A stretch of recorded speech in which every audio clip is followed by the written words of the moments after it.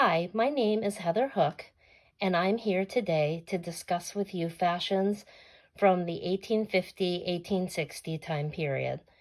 I will do this by showing you a representation of original garments from that time period that women wore and sewed, and give you a brief representation of the styles from that time period. In the 1850s and the 1860s, the main focus was on the waist being as small as possible, and clothing was fashioned and engineered to make the waist the focal point. The skirts were poofed out, and this was done, of course, either by petticoats in the 1850s, giving rise to the metal hoop skirt in the 1860s.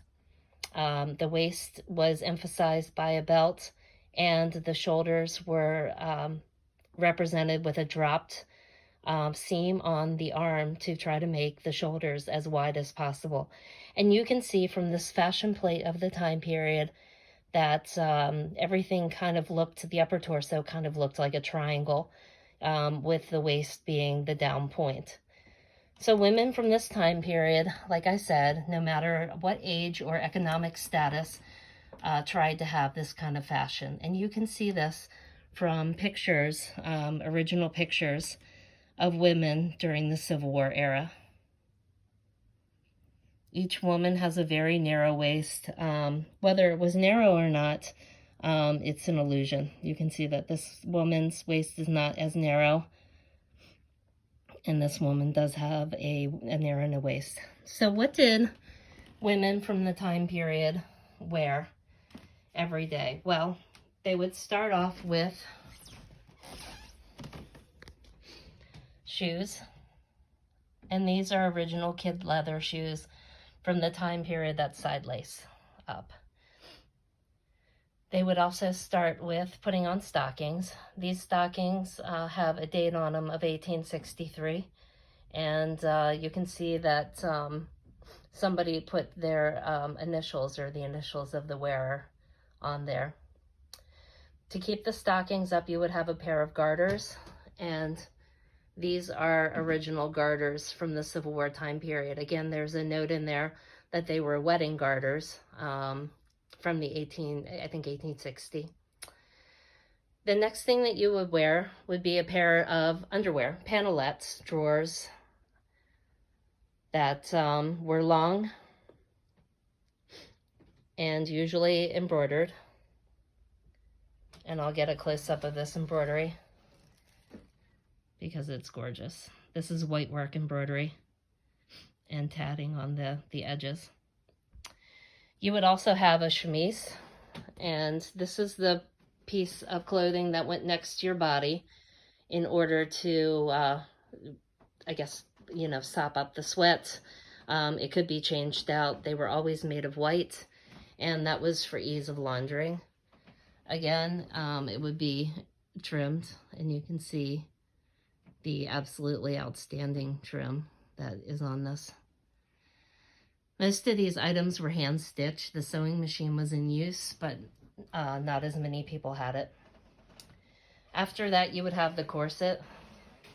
This is a maternity corset that you could see laces up the side to accommodate an expanding belly.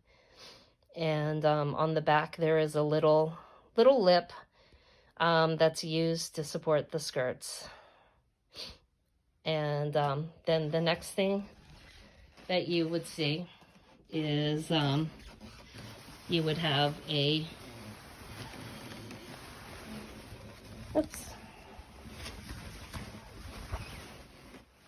cage crinoline, and then over that you would have a fancy petticoat as such. And again, this is white work.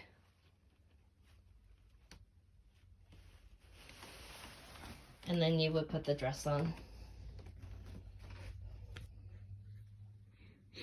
This dress is from the 1850s. It's woven to be in 2 different widths of the same color. And it's trimmed with tassels and beaded baubles.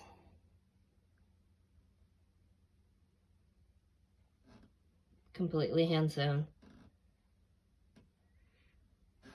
along with multicolored fringe. And the sleeves had the same multicolor taffeta on there as well. And you can see, if you look at this, that everything comes to a point at the center waist. Once again, exhibiting the fact that the waist was the focal point.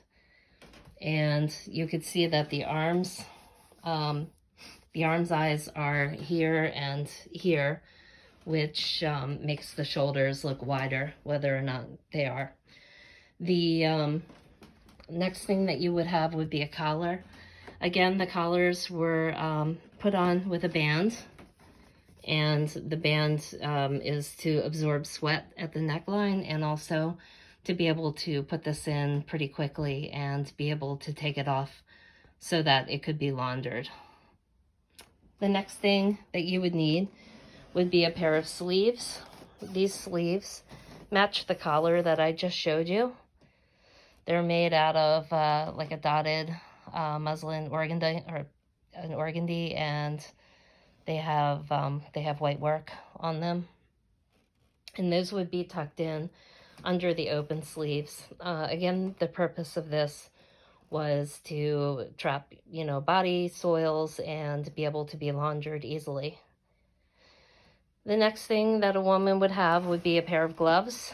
Here are a pair of mitts with some tassels hanging from the wrist.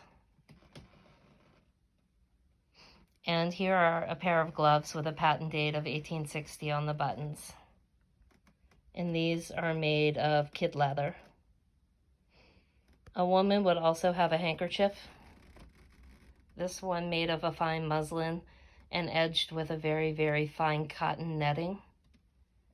And a woman would also be carrying a purse. Here's a purse from the 1850s. And you can see how it looks up against the dress.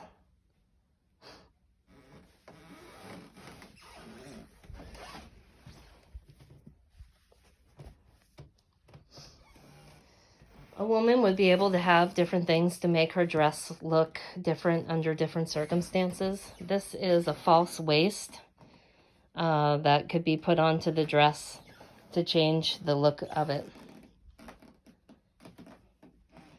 And then the last thing that a woman would have would be a hat or a bonnet. This is a winter hat from the 1850s, made out of velvet with ribbon. She would also have a hair comb. And there is a hair comb from the time period.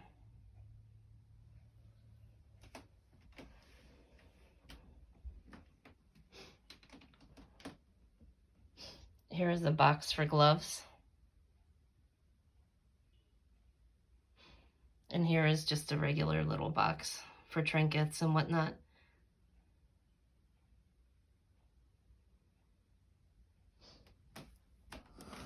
Children also, their lines of clothing kind of followed the same lines as women's clothing. And here we have a little boy's tunic from the Civil War time period, maybe a little bit after, made out of a red, it looks like a linen cotton blend and trimmed with black velvet. And here is a little girl who sadly passed away at the age of 4, but there she is in her dress.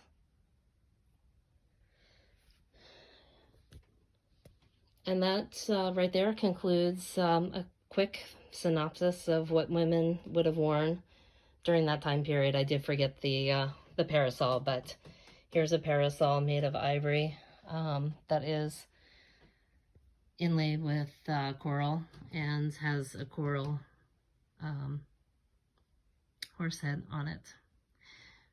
Thank you so much for listening to my presentation.